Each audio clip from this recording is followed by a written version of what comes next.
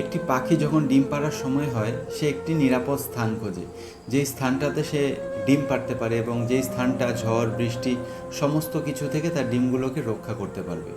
এবং যখন তার ডিম ফুটে বাচ্চা বেরোয়, সে কিন্তু ততক্ষণ পর্যন্ত সেই বাচ্চাগুলোকে খাবার সংগ্রহ করে দেয় যতক্ষণ পর্যন্ত তাদের ডানা না গজায়।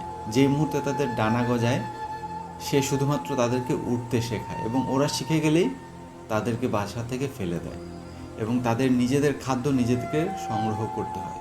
কিন্তু আমরা মানুষেরা কিন্তু এটা করি না। আমরা আমাদের সন্তানদের নিরাপদের চিন্তা করি, আমরা সন্তানদের কথা সবসময় ভাবি যে তাদের যেন কোনো কষ্ট না হয়। এই ভাবনা করতে গিয়ে আমরা কিন্তু তাদের মধ্যে পোটেনশিয়াল তৈরি হতে দিই না, তাদেরকে লড়াই করা শেখাতে পারি না, ফলে তারা জীবনে উন্নতি করতে পারে না। তোমাদের সন্তানদেরও খারাপ সময়ের সাথে লড়াই করতে দিতে হবে, খারাপ পরিস্থিতির সাথে মোকাবেলা করতে দিতে হবে, মানুষের সাথে মিশতে দিতে হবে। তাহলেই তার মধ্যে পোটেনশিয়াল তৈরি হবে খারাপ সময়ের সাথে লড়াই করার, খারাপ সময়ে টিকে থাকার।